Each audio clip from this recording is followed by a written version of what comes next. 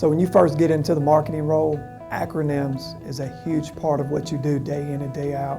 And if you don't know those acronyms and what they mean, it can hurt you as a marketing NCO. So it's vital for you to learn those acronyms as quick as possible. The worst thing that can happen is to sit in a meeting with a commander and for them to ask you, hey, how much VAMP do we have left? And you not even know what VAMP means. So it's extremely important to learn these key terms, these acronyms, as quick as possible, and this module will help you do that.